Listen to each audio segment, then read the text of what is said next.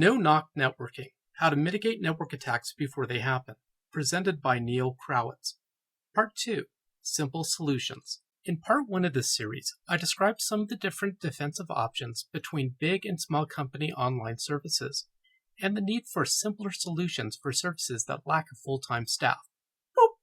I also described a solution that focuses on the attacker lifecycle. If you can stop the reconnaissance early, then the attackers won't generate additional scans and won't try to compromise your system. In this video, I'm going to provide definitions, testing methods, and empirical results that can stop 80% of the scans and attacks from ever being generated by the attackers. I don't mean stopping 80% of attacks. I mean reducing the number of attacks against your services by 80%. Many of the solutions in this video are widespread practices. They are not new concepts. The next video will show you something new. But rather than relying on hearsay and personal anecdotes, I use honeypots and other servers to test the effectiveness of different defensive options. Some of my honeypots block nothing, while other servers filter and block packets. This provides an A/B test, where I can compare the effectiveness of the filtering solution.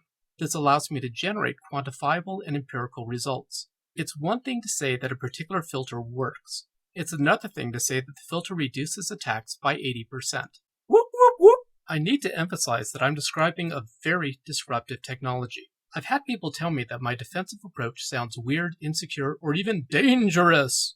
Your typical security model uses layers, isolation, and encryption. Detection is performed within a layer or as data passes between layers. In either case, it happens after isolating the data.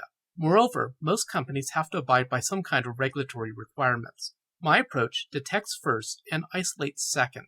It fits well as a layer within other regulatory models, but by itself it is not regulatory compliant. I also use controversial definitions. For example, you might notice that I keep using the words attack and attackers. It's easy enough to say that attackers attack, but what does that really mean? Attackers use exploits to compromise a service, and reconnaissance is part of the attack sequence. In contrast, regular users don't attack. They use your service as it was intended, and they don't do reconnaissance. So let's pretend that you're a nice person, and assume that you use my service as a regular user. Maybe you just got curious one day. Maybe you just wanted to scan my server and see what else I'm running. The instant you do that, you are doing reconnaissance, and that's part of the attack chain. That's when you switch roles and become an attacker. And you might think, but I was just being curious. Why is curiosity an attack? The fact is, servers have milliseconds to evaluate and respond. There's no time for remote lookups, or to ask you about your intent. As far as the server is concerned, if it looks like reconnaissance or part of the attack lifecycle, then it's an attack, and regular users don't attack. Having said that, what I found is that it doesn't matter who the attacker is. They could be some well-funded nation-state actor or some idiot script kiddie in his mother's basement. The fact is, there are really just two classes of attackers. The first category are generic attackers.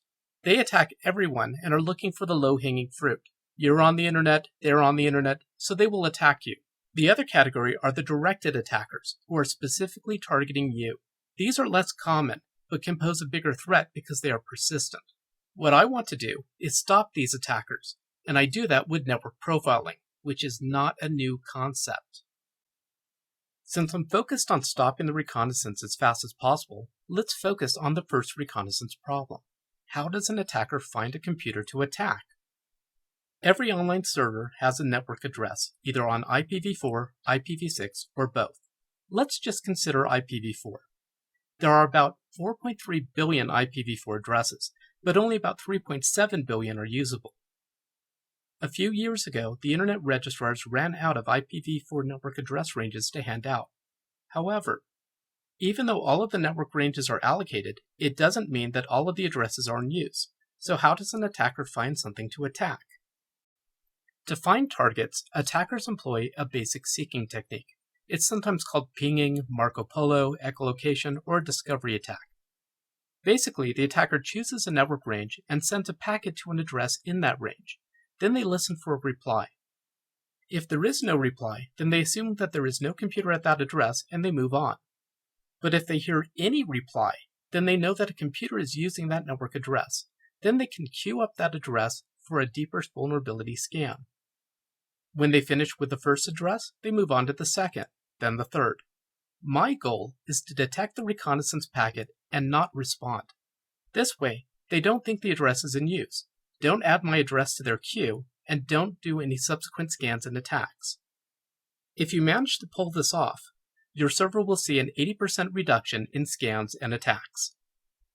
Implementing this on any Linux or Unix-based system is really easy. First, disable ICMP echo request or ping support. Ping is a diagnostic tool that tells you if the server is online. The only person who should be running diagnostics against my server is me, and I have better methods than ping. Second, turn off the unreachable responses. On Linux, most people use UFW, the uncomplicated firewall, for filtering incoming traffic. By default, UFW sends a destination unreachable packet each time it blocks an incoming request. However, that's a nicety, and acknowledges that the server exists at that address.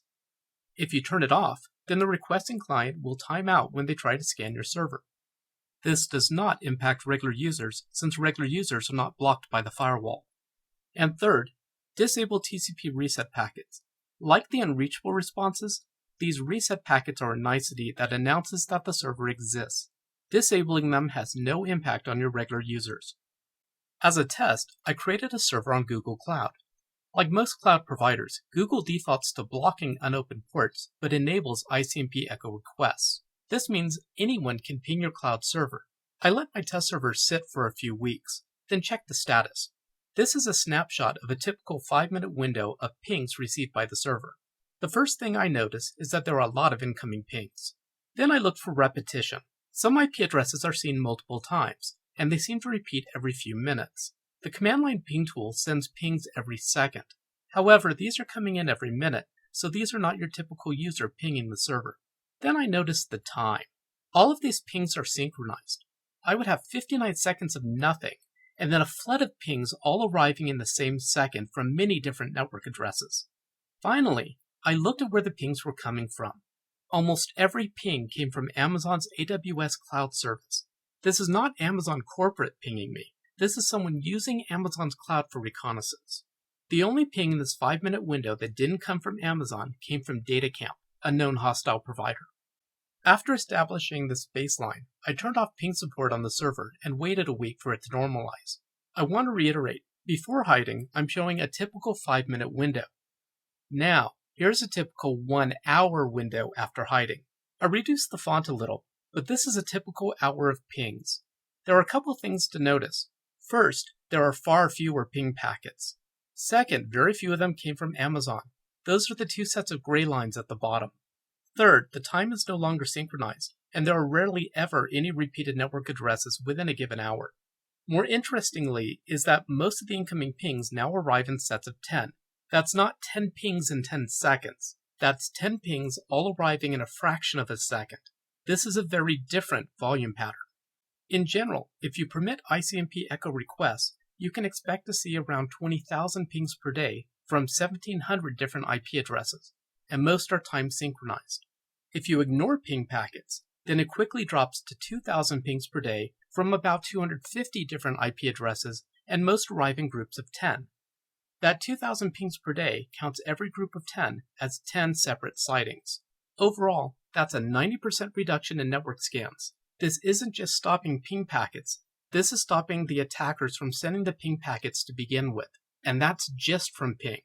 To put this into perspective, consider all network protocols, TCP, UDP, ICMP, and so on. Without these 3 filtering rules on my more popular services, I can receive over 5,000 scans and attacks per minute. They can consume up to 20% of my bandwidth. With these 3 filtering rules, it drops to about 1,000 per minute or 5,000 every 5 minutes. That's an 80% reduction in scans and attacks. But that's IPv4. What about IPv6? IPv6 is massively larger than all of IPv4. It's not realistic for an attacker to scan even a fraction of the IPv6 range. So how do attackers find your server? The answer is, they cheat. If you have an online service, then you have a domain name in DNS. Your DNS entry includes your server's IPv4 and IPv6 network addresses. The attackers use your domain name to look up your IPv6 address. That's the address that they will queue up for the attack. What this means, if your server does not have an IPv6 address in DNS, then even if your server supports IPv6, it will not be attacked. If your domain name is hard to find, then they won't query your DNS and won't attack you. But even if your server supports IPv6 and your DNS record lists your IPv6 address, very few attackers support IPv6. You won't see the same volume of attacks. Assuming that the attackers know your IPv6 address, you can still give the appearance of being offline. You just need to disable IPv6's ping and unreachable responses. With IPv6, attackers find your address through DNS, ping your server to make sure it exists, and then start scanning for services to attack. However, because the attackers found your address through DNS, blocking ping packets won't significantly reduce the number of IPv6 pings. You might see over 300,000 ping requests a week, but since their pings get no reply, most attackers won't try to scan and attack any reachable ports. Blocking IPv6 pings reduces the number of TCP and UDP scans and attacks. This video shows how stopping the reconnaissance early stops additional scans and attacks later. Simply hiding from discovery attacks should result in an 80% reduction in all scans and attacks, which is awesome. But there's still more that can be done. In the next video, I'll cover advanced blocking techniques, including reputation assessment, port scan detection, and packet profiling. My name is Neil Krawitz, my company is HackerFactor, and I thank you for your time.